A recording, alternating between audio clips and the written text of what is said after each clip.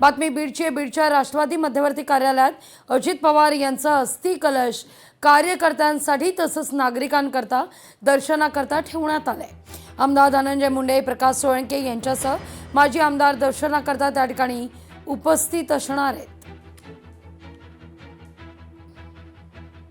दादांची आठवण ह्या बीडकरांच्या स्मरणात कायम राहिली पाहिजे या दृष्टिकोनातून बीड नगर परिषदेच्या माध्यमातून नगरपालिकेच्या हद्दीमध्ये एक चांगला पूर्णाकृती दादांचा पुतळा आम्ही उभा करण्याचं निश्चित केलेलं आहे।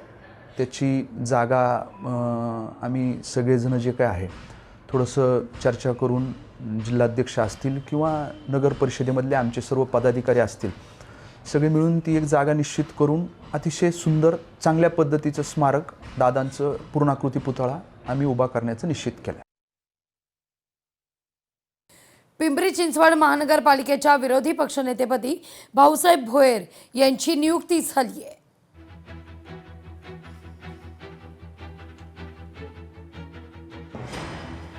अंबादास दानवे यांनी छत्रपती संभाजीनगरच्या महापौर पदासंदर्भात प्रतिक्रिया दिली आहे। भाजपकडे संख्याबळ आणि त्यामुळे दुसरा कोणाचा महापौर शक्य नाही असं ते म्हणतात।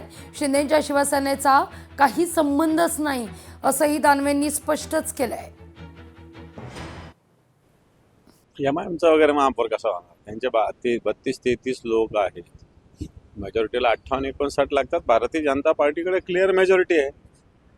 तर मला असं वाटत नाही की कोणाचा दुसऱ्यांचा महापौर होऊ शकतो आणि तसा प्रयत्नही कोणी करण्याची गरज नाही। जे लोकशाही मार्गाने झालेले ते स्वीकारलं पाहिजे असं मला तरी वाटतं। दोघांनी तोडलेली आहे, उगाच वरच्यांच्या दबावामुळे त्यांनी इथं जागा वाटप केलेलं होतं, मनापासून नव्हतं आणि ते क्षणात रात्री झालं आणि सकाळी तुटलं। तसंच महापालिकेला झालं होतं, रात्री त्यांचं सगळं झालेलं होतं, सकाळी तुटलं। फक्त आता काही ठिकाणी चिन्ह देऊ शकले नाही कारण ग्रामीण भागात दूर दूर हे बी फॉर्म द्यायचे होते, तिथं पोहोचणं वेळेवर शक्य नव्हतं। पण जिथं पोहोचणं शक्य त्यांनी हे बी फॉर्म देऊन टाकले एकमेकाच्या विरोधात। त्याच्यामुळे युती हे नुसतं स्वतःने त्यांचं नुसती भाषा आहे, बाकी युती तर नाहीच आहे। पुण्याच्या विमाननगर परिसरात तरुणाला मारहाण आहे। टोळक्याकडून कपडे फाटेपर्यंत बेदम मारहाण करण्यात आली आहे। नागरिकांमध्ये दहशत निर्माण करण्याकरता मारहाण केली आहे।